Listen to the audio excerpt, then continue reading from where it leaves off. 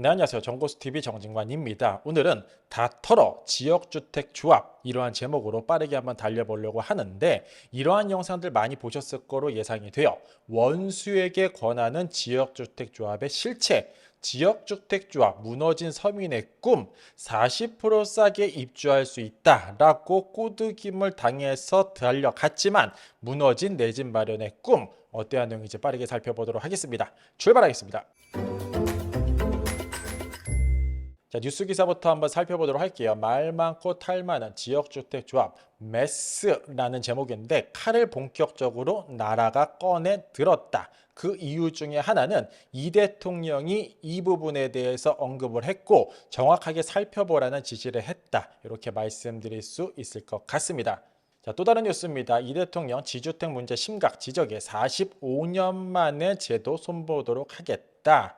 자, 원수에게 권한다. 이 표현이 굉장히 적당한 것 같아요. 이만큼 과정이나 결과까지도 매우 힘든 사업이 이 지주택인데 오늘날 약 30%는 이미 분쟁 중이라고 이야기하고 있습니다. 이게 45년 동안 유지가 됐는데 이거를 오늘날 끊겠다라고 발표를 한 거죠. 자, 그도 그럴 것이 국토교통부에서 본격적으로 칼이 이렇게 끄집어 드러났어요. 자, 25년 7월 8일자입니다. 187개 지역주택조합에서 분쟁 사례를 확인을 했고 7월 10일자입니다. 고질적인 지역주택조합 위법행위 집중 점검토록 하겠다. 한 페이지에 이렇게 두 개가 같은 제목으로 나오는 경우는 사실 흔치 않습니다. 나라에서 본격적으로 제대로 살펴보겠다라고 선포한 게 되죠. 자, 가장 먼저 187개 지역주택조합에서 분쟁 사례 확인이라는 이 내용에 대해서 챗 GPT로 내용을 요약해 보니까 이렇게 나왔어요.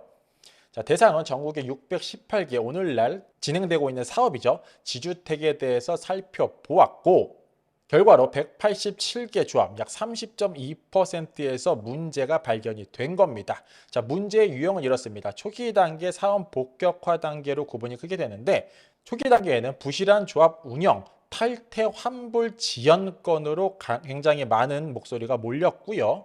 사업 본격화 이후에는 탈퇴를 하고 싶어도 탈퇴를 할 수 없는 분위기. 더 나가서 이게 제일 심각하죠. 공사비 분쟁. 계속해서 돈을 요구해서 결과적으로 입주를 하지 못하는 현상이 만들어지더라. 이게 가장 큰 문제가 됩니다. 자, 분쟁 사례 한번 살펴보도록 하겠습니다. 사업 첫 번째입니다. 조합장이 신탁 계좌가 아닌 개인 계좌로 가입비를 수령했다. 그래서 횡령 배임건도 이번에 밝혀졌고요. 사례 두 번째입니다. 시공사가 공사비 약 50% 증액을 요구했다. 그게 이 공사비 분쟁에 해당이 되는 내용이 되죠. 세 번째입니다. 부적격 조합원에게 통보 없이 계속 분담금 수령을 했고 심지어 반환도 안 해준다. 깡패가 따로 없네요. 자, 네 번째입니다. 분쟁 발생 조합 현황인데 단계별로 크게 두 가지로 구분을 했습니다. 첫 번째, 조합원 모집 단계에서 103개, 설립 인가 후에 42개, 사업계획 승인 이후에 42개의 문제가 본격적으로 발견이 됐고요. 지역별로 서울이 역시나 가장 많습니다. 63건이 해당이 되죠.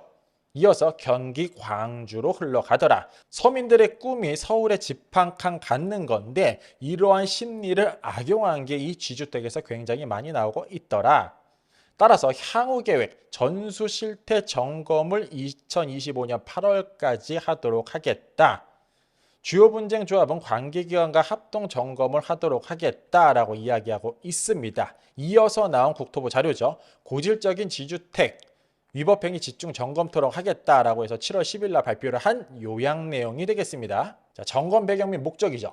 자, 지주택 같은 경우에는 불투명한 운영, 과도한 공사비 증액, 불공정 계약 등 위법, 부당행위가 계속해서 발견이 되고 있고 618개 조합원 대상 전수 실태 점검 중에 있으며 점검 핵심 내용은 조합원 모집 과정에서 허위, 과장 광고, 자금 관리, 분담금 사용 및 부조리, 조합 가입 계약 및 시공 계약 등의 불공정의 여부 이러한 것들에 대해서 핀셋으로 꼬집도록 하겠다.